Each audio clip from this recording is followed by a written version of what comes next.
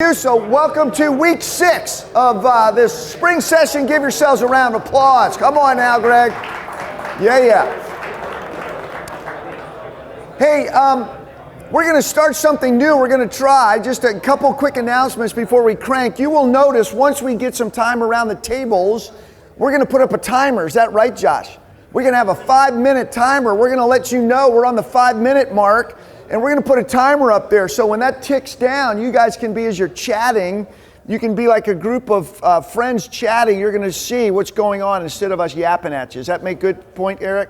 We can ignore it, though. Right? You can ignore it. That's exactly right. Hey, out on the table today, there are a number of fun little things there from Sparrow Ministries, some things that might help you in your marriage. You just have some good discussion. There's a couple papers out there, a description of what we're going to do in the spring. And also, if any of you still want to participate, maybe in this little spring golf league that we're trying to put together Thursday afternoons at 5, just see me or Josh, and we'll make sure you get a chance to get signed up for that. All right? Sound good? Good.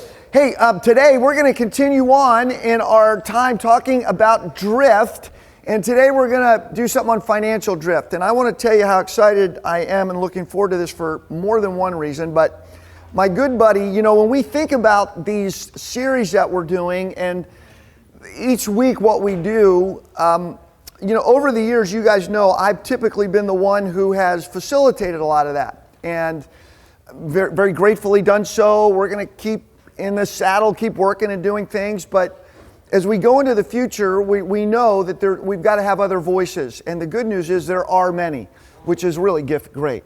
Today, when we started thinking about financial drift, we've got a number of guys in the financial world here in wealth management, but one of my dear buddies, Pete Dixon, I went to Pete, I tapped him on the shoulder, and I said, hey, Pete, what would you think of doing this? And he was a little bit oh, well, okay. I said, Pete, you literally do this every day of your life. And I said, but what's really cool is, you guys may not know this, 25 years ago, Pete was one of the original 8 guys that met at Bob Evans every other week for 2.5 years.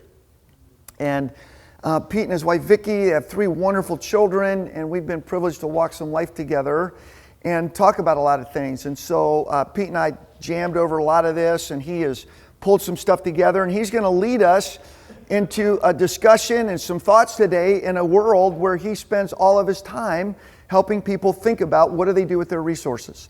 And he's very gifted in that. He's a dear friend. So let's welcome Pete Dixon, guys, to today. Thank you, Petey. Hey, I want to pray for us and then we'll get going. Lord, thank you for this beautiful day. Thank you that you have given us our life today, the greatest resource that we have, the breath in our lungs and the power of these friendships. So, Lord, would you help us today to right-size some things in our life that potentially really can pull us and own us and create really a sense of false well-being even in our souls, Lord, that we want it to really come from you, and be grateful and learn more and more how to enjoy all things the right way. So, Lord, lead us today in the strong name of Jesus. Amen. Amen. Amen. Amen. Thank you, Pete. Can I have your coffee? You can. Can I get a little bit of that? Okay. It was a while ago since we first met at Bob Evans, and my back's a little different these days, so I'm going to sit this morning. But morning, guys. How's it going? Good to see y'all. Good to see y'all. So, as Pat said, it's going on 25 years ago. I was invited by my friend Tim to come around Bob Evans and get together with some other young men, all about the same age as us. We're in our late 20s, a lot of us newly married. I'd never heard of anything like this before. We just started coming to grace. My wife and I just became new believers, and one thing I knew is that I was hungry for some truth and kind of a new path in my life. And so I said yes. And I think it was probably 5 years, every other week, Pat just pouring into us lifting each other up. I'd never experienced anything like that before in my life. And it was truly life-changing, and it put me on a new trajectory. And I'm so grateful for that time with Pat, and we've become, friends ever since. And we talked about vision. We talked about what it looks like to be a good dad, a lot of this stuff that we're talking about today, and here through Ironman, we talked about what is it like to be a good husband. Just really, really life-giving stuff. And so the first thing I want to say to you guys is don't underestimate the power of an invitation. People are hurting, people are struggling, and you never know when an invite to come out, just show up. Like my friend Tim, just come out, just show up. And it changed my life for the better. So I just want to encourage you guys in that way. You're doing the work, you're coming in, and it's really beautiful. It was also around 25 years ago that I was a new financial planner, newly in the industry and getting started. And since then, I've walked a lot of people through a lot of different financial situations, through retirements and investing and life. And, I've learned a couple of things, along the way. And so, to be honest with you, like, Pat said, when he tapped me on the shoulder, I'm like, what do I have really to give? But really, I really feel like God was nudging me to say, like, no, you know what? This is a good challenge. It's a good challenge. It's been a while since I've done public speaking. I used to do it a lot. The mic is definitely a new thing. Everything coming through okay, Josh? All right. But I realized this is, I'm talking to you guys. This shines a light on my own financial life.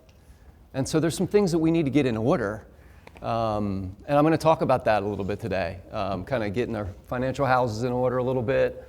It was a little bit of a wake-up call for me to do that in some ways. And so I want to share that with you, and hopefully it's helpful. So this session has been about drift and how different ways we drift in our lives. After an introduction, Pat talked about intentionality.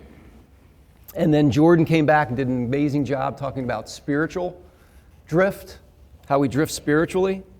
Will talked about relational drifts and did a great job with that. And then Pat talked about desires last week. So today we're going to talk about financial drift. And in order to do this, we're going to push it back to the tables to get some table time going. We want to make sure we take advantage of that today. And that's really where a lot of this growth comes from, right? Is interacting with other people, learning and growing. And so we're going to kick this off with a question. This is just 10 minutes, so just 10-minute table time. What does it look like for you when you think of financial drift? When you think of your own life, is there anything you can share with the table? What images maybe come to mind when you think of drifting financially?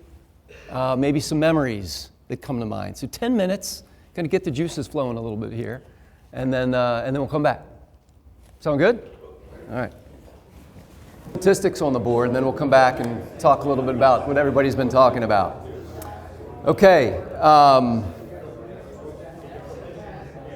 33% of Americans have more credit card debt than they have emergency savings. My handwriting's terrible. About a third of Americans have more credit card debt than they do in emergency savings reserve. 75% of Americans feel they have at least one major financial regret in their lives. Money reasons is the top 3 reasons why couples divorce. We've all probably heard that one. When we look at the Gen Z generation, one of their biggest worries are struggling to save, high cost of living, and income strain. And for baby boomers, more than half do not feel financially ready to retire. And about a quarter say they'll never have enough to actually retire. So we're going to get all the bad stuff out of the way first in this talk, right? Some pretty sobering statistics, right?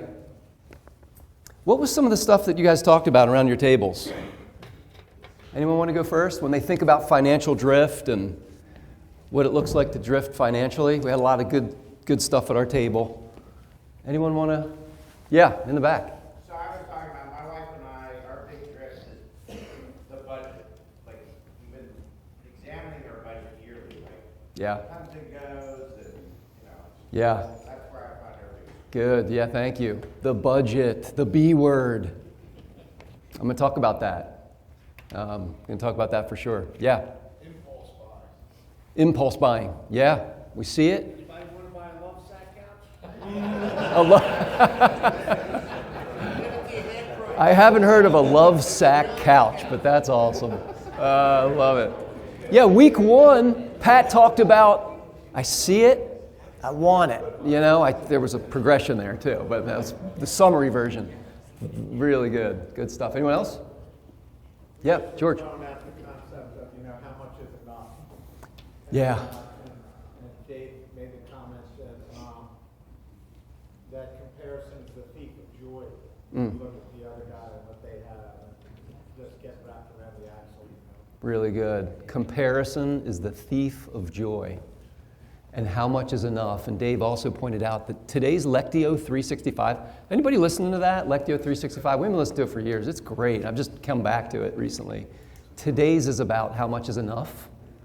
That's the topic today. So good day to get into it if you haven't heard of Lectio. One more? Anybody? Yeah, you guys. Just like lack of knowledge or awareness of how to budget, how to spend. Really good. Lack of awareness is how do you do this? Yeah, absolutely. Good, thank you. So I'm going to talk about a couple reasons. In addition to those that you've mentioned, some of the ones that I put together, some of the reasons we drift financially are we confuse our needs and our wants. We were talking about that around our table. For me, I have a desire to work out and stay in shape. Not great at it, but trying. And I see an app, and I go ahead and buy that app. It's $150. I need that. And so yeah, go ahead and do it. I think I used it one time. Really not something that I needed. So maybe buying the car and you feel like you need the leather seats. Sure, they can be good. It can be okay. Some of this stuff can be okay, and we're going to talk about that for sure. But I don't know. Is that really a need? How about our phones? I needed the unlimited data plan. I think last time I looked, probably a year ago, I used like a third of my data or something. Not my kids. My kids, they need the unlimited plan for sure. Netflix, had to have that. Yeah, good stuff, right? And then that turned into Disney Plus, then Peacock. Paramount Plus, actually Paramount Plus isn't yet, but that's probably next week. Then Apple Plus, and my kids said Spotify was the cool, you got to go to the young table. Spotify is the one to use, right? So we got that now. Do I really need all these streaming services? We're going to talk about lifestyle creep in a second. What about ID and password creep? Anybody feel like they have a lot of IDs and passwords that are tied to our wallets? There's actually companies now that you can pay to go in and look at subscriptions that you're not using and cancel them? Does anybody hear about it? It can get a little out of control. We confuse our needs and our wants. We rationalize lifestyle creep. Make a little more money, we spend a little bit more money. We make a little bit more, we spend a little bit more. And it goes on and on and on. We get a raise and we tell ourselves, we can afford that.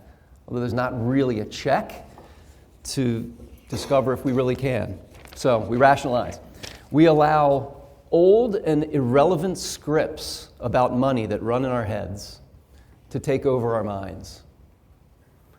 Maybe some habits and thoughts from our upbringing. Maybe your parents said things like, we could never afford that. Or it must be nice to have all that. Or, I'll never be like them. Whatever it is for you, you might be subconsciously pushing back against that or something. We compare. We talked about that before. Comparison is a big one, especially with social media. You feel great about the vacation that you just took, and then you see a picture of a vacation that somebody else took, and you feel inadequate about what you did with your family. If someone else says something expensive, we assume they have it all figured out. You think everybody else can afford these things, so I can too. The reality is there's a lot more going on under the proverbial hood, if they buy a car. I tell my kids all the time, you don't really need to have money to buy a nice car. Banks are in line, ready to approve you for a loan. to give you the money, for that car. And the reality is everybody's in a different situation that we don't see. Maybe they just got an inheritance. Maybe they just make more money than you and they can afford it. You never really know, what's going on. This was a good one. Speaks to what you mentioned before. You don't know enough. I was talking to my wife about this, and she's like, "Look, Pete, you're in this world. You help people with their money, but you got to realize, there's a lot of people who they just don't know. They don't know what to do, and they feel bad about that. Maybe they feel some shame. Maybe they feel like they should know, but they don't. They don't want other people to know that they don't know. So there's sort of a fear, in that can come up. I thought that was pretty good. So maybe we just don't have a plan. We procrastinate, we put it off. We just don't know where to start. How about this one? We fear what might happen with our relationship with our spouse if we bring up money. That could be real for a lot of people too. So the results of drifting, is that we get more debt. We get in more debt than we originally planned to. We get trapped with payments on something that we just don't have satisfaction from anymore. Maybe you've done well and now you have too many things and our lives are just overcomplicated. When you have more than you need, there's estate planners are lined up to help you and do a good job for planning, and you start thinking about things that never were in your mind years ago. Paul said in 1 Timothy 6, some people, eager for money, have wandered from the faith and pierced themselves with many griefs. So this can be true. We need to make sure that we stay in check. So I put together a quote defining financial drift, and I was hoping Will's usually over there, right? Will and Josh? Because I put some quotes around my own quote, too, and I was going to joke with him about that. Can we do that? So I did it. I put some quotes around this. But financial drift, when we consciously or subconsciously allow our money to run our lives and sabotage our relationships. We're drifting financially when we're not proactive with good money habits, and we don't address the bad ones, potentially leading us to a destination that we'd never choose in the first place. So,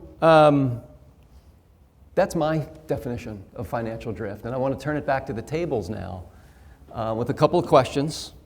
Let's keep the conversations going. And the first one's knowing that we've all drifted in some way with our finances. What are some ways that you could be experiencing drift right now? Maybe what are some things you feel like you need to check in on? Maybe how much intentionality do you feel you bring with your finances? So let's take about 15, 20 minutes, go around our tables again, and talk about those things. Hey, good stuff, guys. Good stuff. A lot of chatter. I love it. A lot of good stuff. We had a great conversation around our table, talking about some things. Zach's wife goes overseas to work with some kids that have nothing. They have like dirt floors, and the joy that they have from having nothing, it's pretty powerful. Good stuff. Who wants to be the brave soul to share some areas of financial drift or concerns or how much intentionality you bring? Anybody? Yeah, Bill. One of the things that we heard at our table that I think is probably universally true almost, I saw everybody's head was nodding, was how you work through finances, budgeting, spending. We have I call it a spending plan, not a budget. Yeah. Because it's more about what goes out, and then what's left over. Right. Love it. But with your spouse, with your significant other, how do you Yeah. manage that? Yeah. And I didn't hear any of us say, "Oh yeah, my wife and I they aligned perfectly on how we, invest or spend or whatever." So, it's very different. I think for all of us almost, and it's just a different perspective, and that alignment, I think is really important in as you think about, your life and where you want to be and how you're going to live it. Yeah. That's one thing I think that, is really important to have this conversation. Like you said, you were talking to Vicki and kind of, like use this as an opportunity to make sure you got aligned. Yeah. And you said it was really, productive. Yeah. Yeah, we haven't used a budget for years, guys.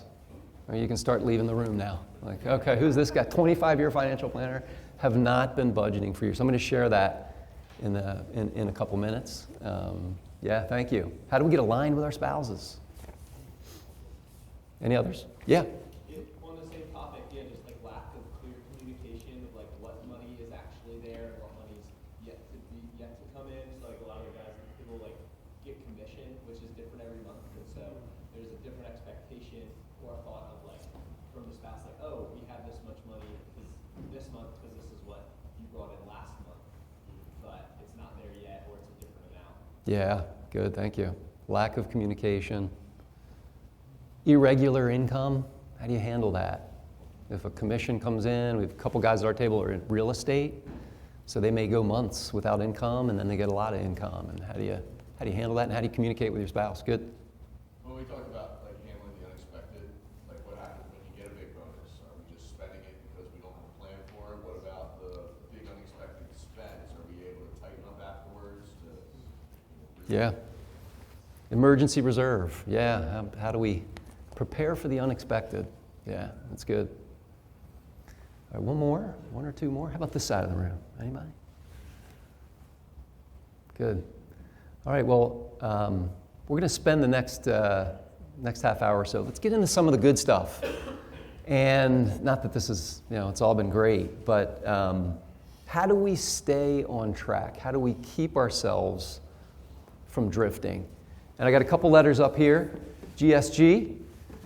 The first one is gratitude and being grateful. And being grateful, I think, is acknowledging the source of where our money comes from. Acknowledging the source of where it comes from. It's all from God. And if I'm honest, I don't know how much I really believed this for a while. But the reality is that He's been there every step of the way. For me, like building a business and some of the challenging years early on. And He's been there every step. And for you, He's there every step of the way. He's watching with loving eyes as your career has started, as it's grown, maybe as it's been challenged, and how it's changed over time. He knows every detail of it. I mean, He's God, right? He knows every detail. He knows all your bills, all your debt. He knows all your burdens and your struggles. He knows if you've been hiding something. He knows it all. He knows all of your resources. So just, have you ever thought about it that way? The Bible talks about how God knows every hair on your head. A couple bald guys on my table, but look, yeah. All right, Pat, easy. He knows every hair follicle. We say aerodynamic, not bald, yeah. But the reality is He knows every hair follicle on your head, every single one of them. So you think that He doesn't know about some of these struggles or some of these line items on your bills? You think He doesn't know about your ledger? I think He does, and I think He wants you to be in line with Him. There's a book called The Gap and the Gain. The Gap and the Gain. And the authors talk about measuring progress and how we measure progress in our lives. And one way to do it is to measure how we're doing against some ideal, some greater ideal in the future. The reality is that bar is always moving.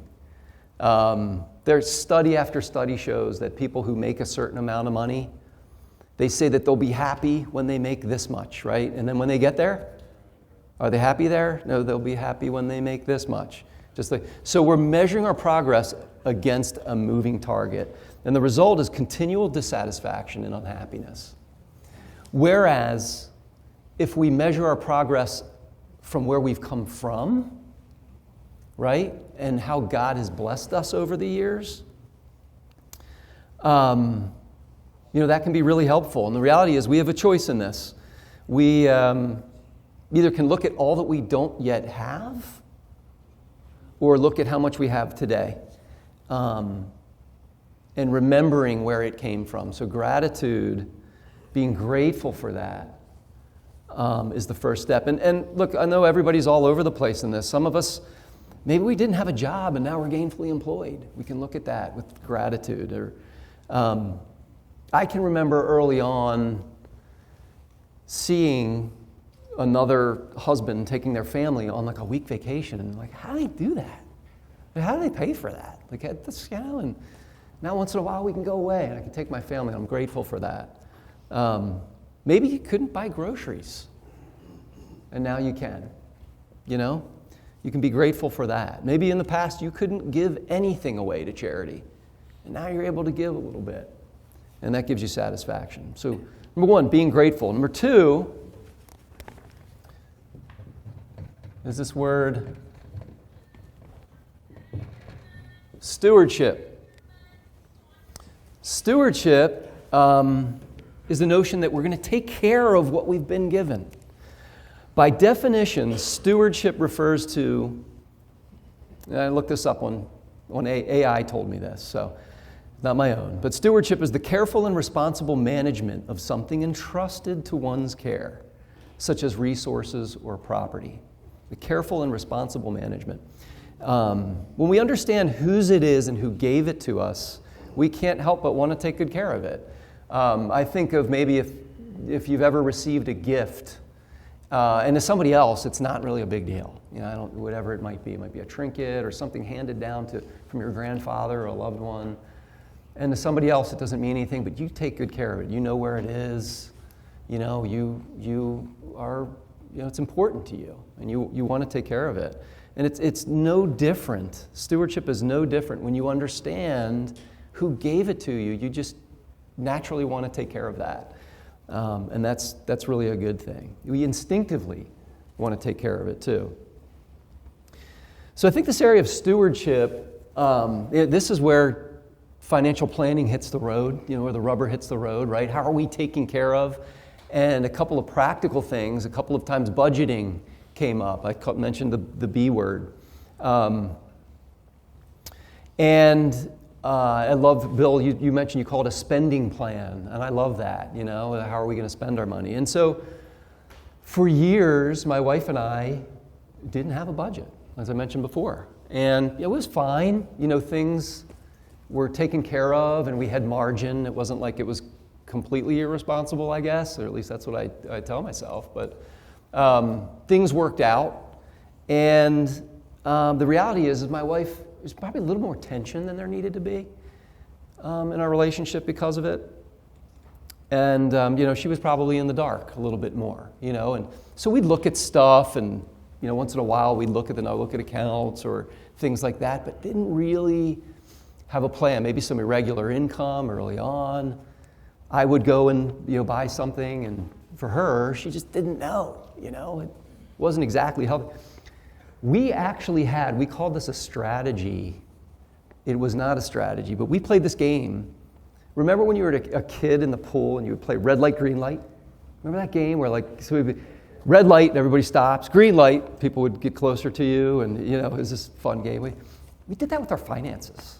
We used a traffic light, and I would pay the bills, and I'd say, you know what, honey, that was kind of a lot. We're kind of a yellow light here. I call it a yellow light. She'd be like, okay, that's, I wasn't a tyrant about it or anything, but that makes sense. Maybe we need to pull back a little bit. Sometimes I'd, pay the bills every other week, and I'd be like, wow, that was a big one. Honey, I didn't know we could spend money. We spent a lot. It's okay, we're still all right, but, it's a red light. Red light. Crazy, right? You guys are 25-year financial planner, this is how you tell. But the problem with that, was there ever really a green light? There really was never even a green light in that, playing that game. So, talking with you guys this morning, I want to be a man of integrity, and so it's a great excuse to go to my wife and say, look, I'm talking to these guys, we need to get our budget under control. And so she could, we could start talking about that a little bit more. But seriously, it was. I'd always been tracking with spreadsheets, and we use Monarch Money, which I love, fantastic app to track. And that's what I've been using, but... How much is that? How much is that, yeah. 2 IDs and passwords and $100 a year. Yeah, there you go. Good call. There are free apps too. There's Rocket Money, but good one. Thanks, Brian. Worth it, Pete. That was worth the money. Yeah, totally worth the money. But here's what it's taught us. It's taught us that guardrails are good. You know, we're going through there's a YouTube series from Andy Stanley called Guardrails. We're going through teenagers. My kids are 20, 17, and 13. We're going through it with them and learning about guardrails. And the reality is that guardrails are good. It helps us to reduce lifestyle creep. It gives us a benchmark. It helps us now to reduce some of this drift, some of these potential problem areas that we can come into. It's brought us on the same page again, and we've been doing this seriously for the last 2 months. You know, Pat tapped me on the shoulder 2 or 3 months ago, and you know, we've taken a fresh look at this, and I got to tell you, it's been really life-giving for us. And it's more than just the numbers. So a couple days ago, I asked Vicki, what is the benefit? What do you feel like is the benefit of this? You know, for me, it's like, hey, I got my financial planner. I can finally feel justified. You know, we're doing this and we're working through it. And I feel good about that. She said, when we work together, you'll love this, Pat. It aligns our desires. It aligns our desires. She said that she's the spender and I'm the saver. You know, 2 different money personalities, which is true for everybody.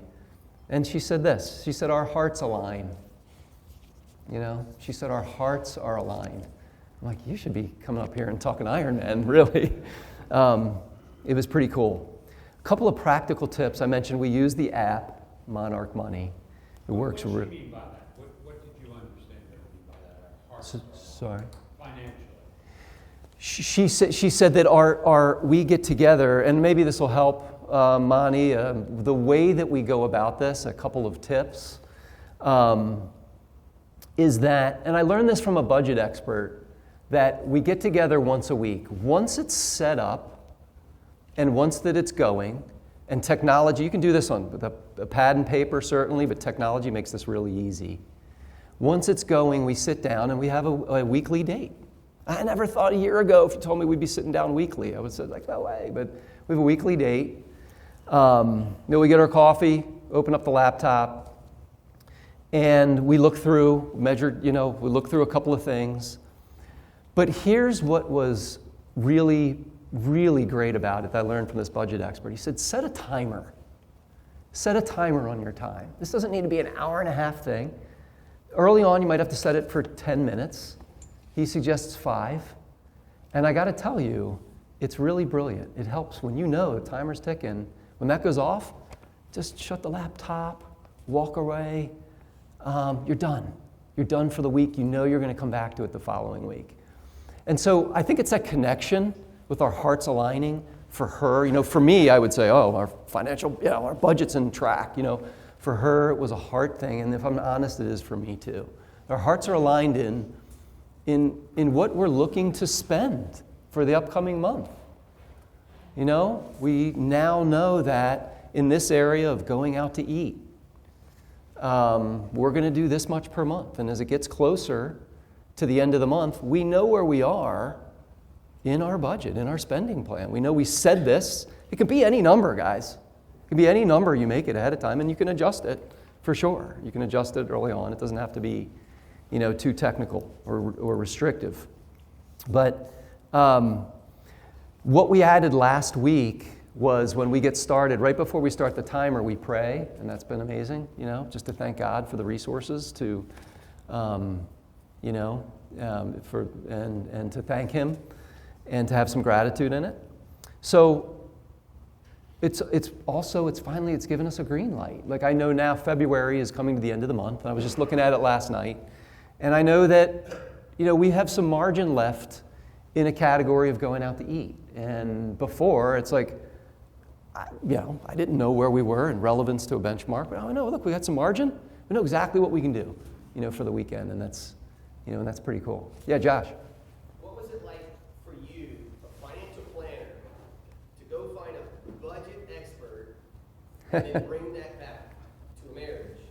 That you've been married for a long time, and you have that conversation about, I needed help. Like, what was that conversation? How was that for you? Sorry, as you were talking about it, you referenced this budget plan 3 or 4 times. And I'm like, Yeah. what was it like for you as a financial planner to go outside? Well, it was part of my atmosphere already, in talking with a budget expert. I didn't specifically talk with him about our stuff, but it was exciting. For me, I get excited about this stuff. To say, oh wow, it's a great tip. But it's been life-giving, for sure, and definitely exciting. Yeah. So it doesn't have to be the B word. There is hope. I think in having a budget, it can be easy. It doesn't have to, or let me say this, it doesn't have to be as hard. Take it from somebody, who's newer to this, specifically, with my wife. It's been really helpful. The other area in investing is putting a little bit away for the long term. This can be for a rainy day fund, this can be for an emergency fund. This can definitely be, I cannot tell you how many people I talk to who are nearing retirement, and they're like, I just wish I could have gone back and just put a little bit more away on a regular basis. Just kept it simple. This term dollar cost averaging, it does not, an investing plan, a long-term investing plan, does not have to be complicated. It doesn't have to be the latest crypto or tech stock or trying to get ahead of things. Just find a good low-cost index fund, maybe a target date fund.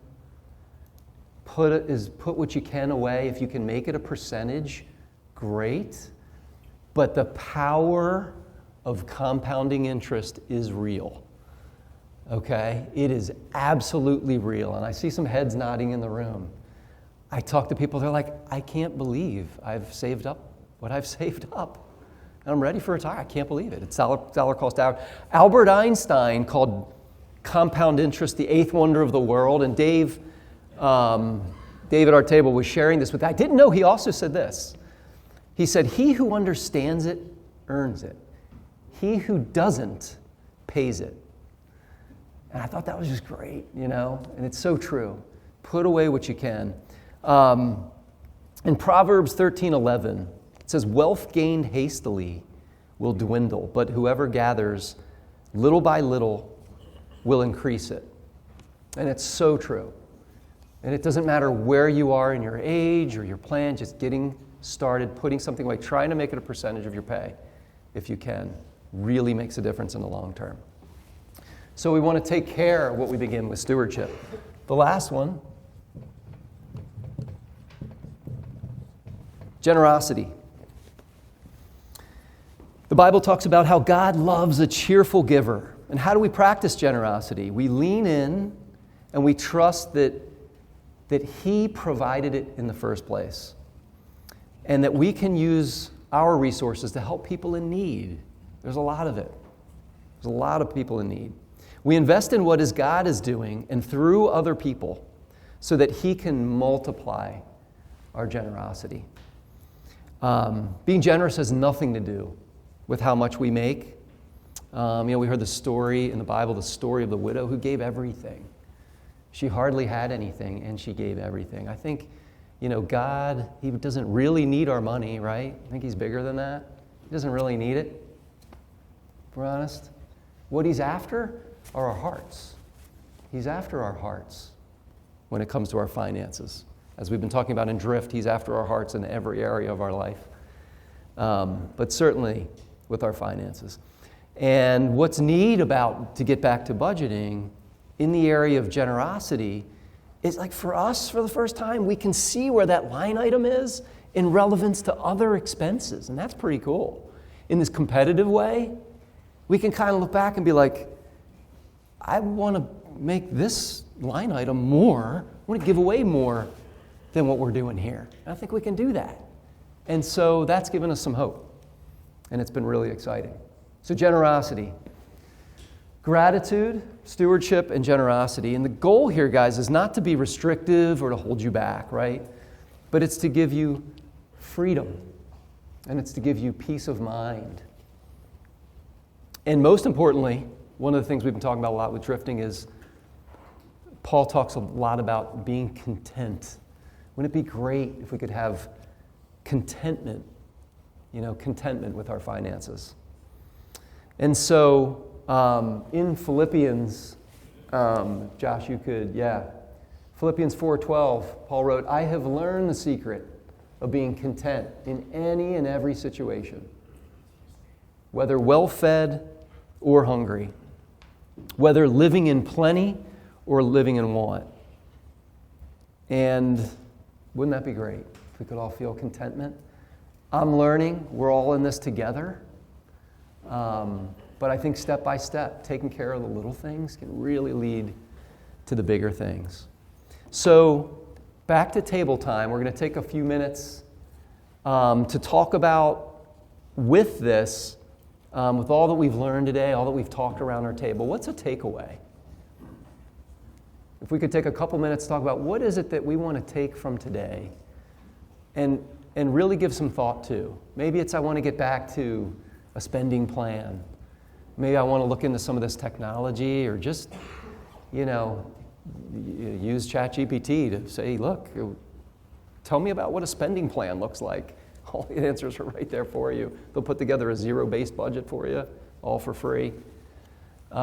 Maybe you want to talk to your spouse about some of the things that you've learned this morning and some of the things that kind of came to mind.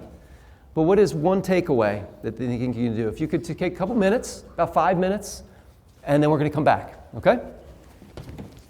Minutes, got to wrap this up just to honor our time. Pat Goodman on the DJ. We got them back here. All right, guys, good. So hopefully,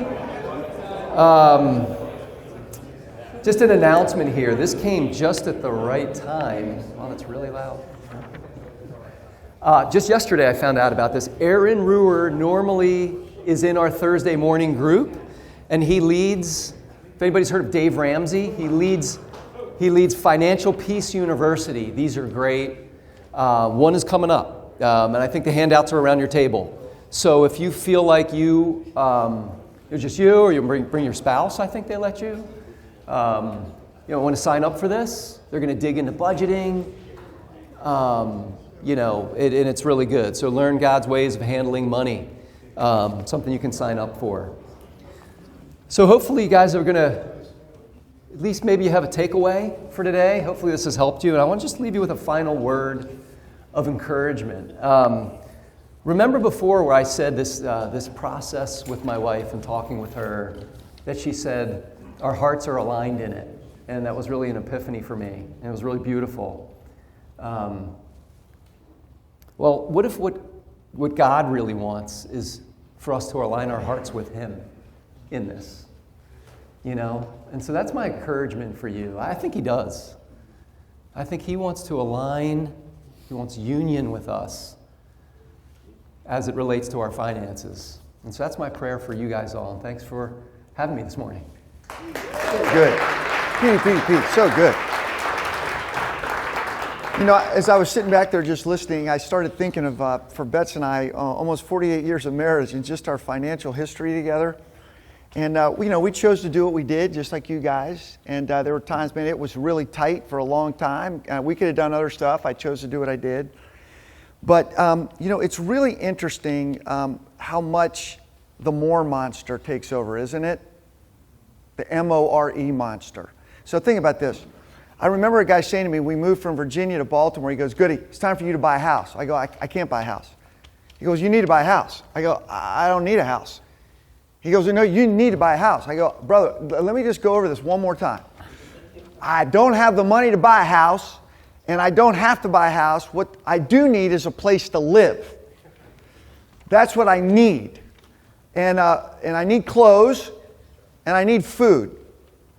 And probably in this day and age, I need a car that runs. That's all I really need. You think about that. I think we get talked into thinking we need more than what we really need. So now it becomes I need certain kind of clothes.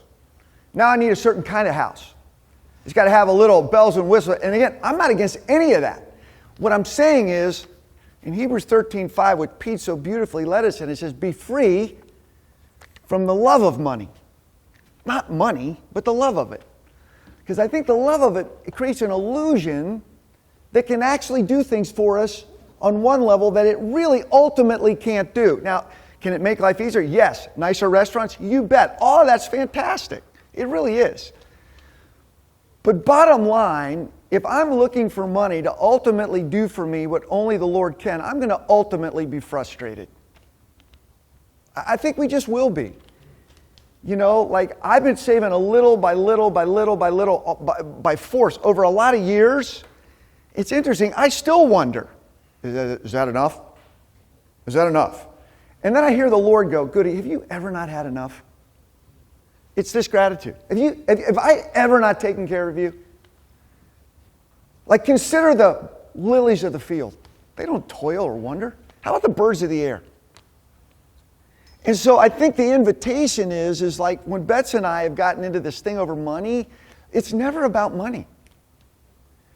It's always about, honey, why is this conversation hard right now? Because it's then that takes us to a deeper place where we've not connected yet. Because we all have different histories. She has a different financial story than I did. And we had zero premarital counseling, so we learned this on the fly. And so sometimes I think we've got to really work to get on the same page, but to then really think about what does money represent? And not like, do I want this? It's okay to want it, but why do I want it? What is it trying to give me that it can't ultimately give me? How many of you guys ever got the car you really wanted? Like the car. I finally got the car, right? And then you get the car. And then what do you realize after you have the car for about a year? You might want a different one, or it's like, dang it, this thing breaks too. I got to put new tires on this dang thing. I got to change the oil, you know. And now I still got to pay for it. I got it, but I haven't paid for it yet. And man, it's just ultimately a thing. It's a nicer thing, but bottom line, it goes from point A to point B. I get it. And so it's just getting down, I think, to the essence of things. And most of the things we want are free. Like how much do you pay for looking at a sunset? Or a sunrise? Or a beautiful fragrance? Or powerful friendship and conversation? Or just the joy of looking at your kids. You go, good, kids are not free. I know that. And I'll say this, even when they're an adult, they are not free, okay? But the essence of the friendship, I'll end with this. This past weekend, so my kids decided that my wife and I, they wanted to give us a celebration for being on Young Life staff for 48 years. That we just stepped off, quote, official staff. And we got in a room, a bunch of friends came, some of the guys in this room, and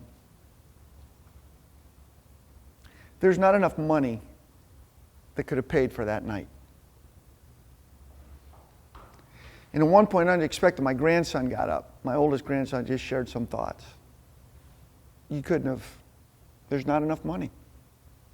So what I'm saying is, we need money, but we're supposed to have dominion over it. And when we don't, we forget of what really makes life so beautiful. So let's use it to leverage relationships and influence, which is all this. And to do it, you got to have your house in order. I can tell you this because of things Pete's taught me and Dave and others over the years. Right now, and this isn't bragging, I'm just telling you this is freedom. Betsy and I right now are able to give more money away than I ever imagined we would ever do in our lifetime. Literally, we started giving away, when we first got married, we gave $10 away a month. That's all we could do. I didn't get paid for 5 months my first year on Young Life staff. And you know what God did? He provided a free place for us to live the whole year. That's what He does. And here's the tragedy. I've had to try to make myself remember that because I forget and keep thinking money takes care of me. It doesn't. The Lord takes care of you. The Lord takes care of you. And that's the love and the illusion of money. This is why we're doing this. We can drift, can't we? Does this make sense what I'm saying? So anyway, the Lord is good. We got to keep working at this stuff. This is why we're in this together, man. This never goes away. We're always navigating the forces of life.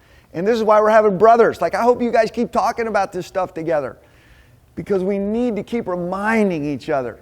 Having beautiful things is great. It's good. It's good. It's good. But the ultimate thing is what has me.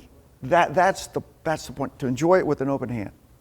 Man, I get stuck in that like the rest of us. So anyway, Pete, thank you for the time doing this. Awesome. The Lord is good. Hey, we're going to, Joe, Super Joe, is fixing a toilet right now. That's what he gets to do as a part of his job here. But he asked that we could just take the tables down and leave the chairs up like we do. That would be very helpful. And if you want table leaders, when you leave, if you could just take your name tags and stick it on that little table out there. Again, we've got articles, what we're doing in the springs out there. God willing, we'll see you next Thursday. That's so exciting. And we have another thing we're going to talk about. And let's do our verse. Amen, amen. Don't forget, if you've never done this, this is a good thing. Financial Peace University. It is a worthy thing. Here we go. Proverbs 3, 7 and 8. Do not be wise in your own eyes. Fear the Lord, shun evil. This will bring health to your body and nourishment to your bones. Amen.